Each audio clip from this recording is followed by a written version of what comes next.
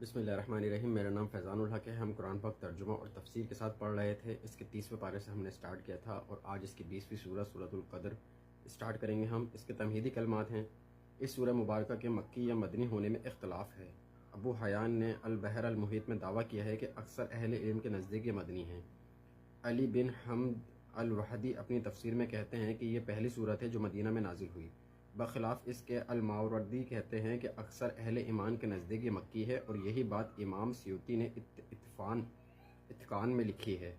ابن مردویہ نے ابن عباس، ابن زبیر اور حضرت عائشہ رضی اللہ تعالیٰ عنہم سے یہ قول نقل کیا ہے کہ یہ سورت مکہ میں نازل ہوئی تھی۔ سورت کے مضمون پر غور کرنے سے بھی یہی محسوس ہوتا ہے کہ اس کو مکہ ہی میں نازل ہونا چاہیے تھا۔ اس کا موضوع لوگوں کو قرآن کی قدر و قیمت اور اہمیت سے آگاہ کرنا ہے۔ قرآن مجید کی ترتیب میں اسے سورہ الگ کے بعد رکھنے سے خود یہ ظاہر ہوتا ہے جس کتاب پاک کے نزول کا آغاز سورہ الگ کی ابتدائی 5 آیات سے ہوا تھا۔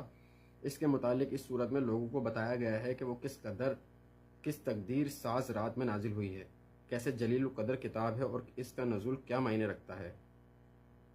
بسم اللہ الرحمن الرحیم۔ انا انزلناہ فی لیلۃ القدر، یقیناً ہم نے اتارا ہے اس قرآن کو لیلۃ القدر میں۔ وما ادراک ما لیلۃ القدر، اور تم کیا جانتے ہو کہ لیلۃ القدر کیا ہے۔ یعنی انزلناہ کی ضمیر مفعولی کا مرجع بالا اتفاق قرآن مجید ہی ہے۔ نوٹ کیجئے ان صورتوں کے مضامین کے اندر ایک ربط پایا جاتا ہے، یعنی پہلی وہی سورہ الگ کے فوراً بعد بتایا جا رہا ہے کہ ہم نے اس کلام کو لیلۃ القدر میں نازل فرمایا ہے۔ قدر کا معنی تقدیر اور قسمت بھی ہے، اور عزت و منزلت بھی۔ یہاں دونوں معنی مراد لیے جا سکتے ہیں، یعنی ہم نے اس قرآن کو اس رات میں اتارا ہے جو قدر و منزلت کے اعتبار سے بے مثل رات ہے، یا اس رات میں اتارا ہے جو تقدیر ساز ہے۔ سورۃ الدخان میں اس رات کا ذکر لیلۃ المبارکہ کے نام سے آیا ہے۔ انا انزلناہ فی لیلۃ المبارکہ، آیت نمبر 3۔ یقیناً ہم نے نازل کیا ہے اس قرآن کو ایک مبارک رات میں۔ یہ کون سی رات ہے؟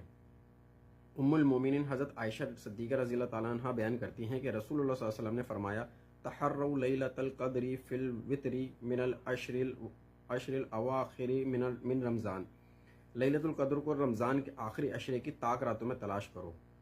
زیادہ تر لوگوں کا خیال ہے کہ 27ویں رمضان کی شب ہی لیلۃ القدر ہے، لیکن جیسا کہ سورہ فجر کی آیت 3 کے ضمن میں بھی وضاحت کی جا چکی ہے، قمری کیلنڈر کی طاق اور جفت راتوں کی گنتی دنیا کے مختلف خطوں میں مختلف ہوتی ہے۔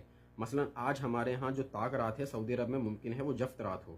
اس لیے لیلۃ القدر کو تلاش کرنے کا محتاط طریقہ یہی ہے کہ اسے رمضان کے آخری عشرے کی تمام راتوں جفت اور طاق دونوں میں تلاش کیا جائے۔ اور اگر واقعی 27ویں رمضان کی شب ہی لیلۃ القدر ہے تو اس کے بارے میں میرا اپنا خیال یہ ہے کہ پھر یہ مکہ مکرمہ اور مدینہ منورہ کی 27ویں شب ہے۔ واللہ عالم۔